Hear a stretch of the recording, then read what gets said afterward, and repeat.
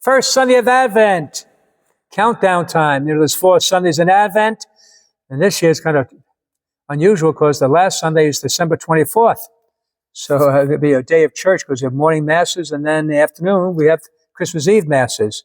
We got a full spread. But anyway, let's take it, not looking ahead, take one at a time on this December 3rd. Reading from the Gospel of Mark. Jesus said to his disciples, "Be watchful, be alert. You do not know when the time will come. It's like a man traveling abroad. He leaves home, places his servants in charge, each with his own work, and orders the gatekeeper to be on the watch. Watch, therefore. You do not know when the Lord of the house is coming, or in the evening, or at midnight, or a cock crow, or in the morning. May not come suddenly and find you sleeping. What I say to you, I say to all, watch." Jesus says that he does not know the day or the hour when he will come again. There were things which even he left without questioning in the hands of God his Father. There can be no greater warning and rebuke to those who work out dates and timetables as to when he will come again. Surely it's nothing less than blasphemy for us to inquire into that of which our Lord consented to be ignorant. And you've probably seen books, right?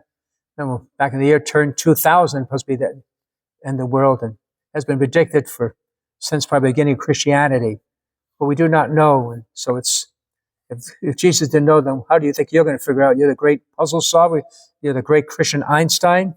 No. Jesus draws a practical conclusion. We, like men who know that their master will come, but who do not know when. We live in the shadow of eternity. That is no reason for fearful and hysterical expectation, but it means that day by day our work must be completed. It means that we must so live that it does not matter when he comes. That's right. It gives us the great task of making every day fit for him to see and being at any moment ready to meet him face to face. Life becomes a preparation to meet the King. You know what a blessing that is, to live each day with no worries, no fear. If he comes, he comes. I'm ready. If he doesn't, I still continue what I'm doing now. I have to worry about, live in this anxious state. Live always ready.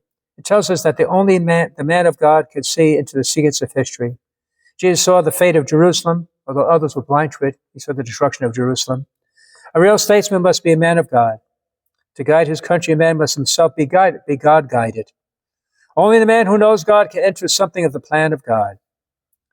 Anyway, this little passage tells us 2 things about the doctrine of the second coming. It tells us that it contains a fact we forget or disregard at our peril. It tells us that the imagery in which it is clothed is imagery of Jesus' own time, and that to speculate on it is useless when Jesus himself was content not to know. The one thing of which we can be sure is that history is going somewhere, and there is a consummation to come.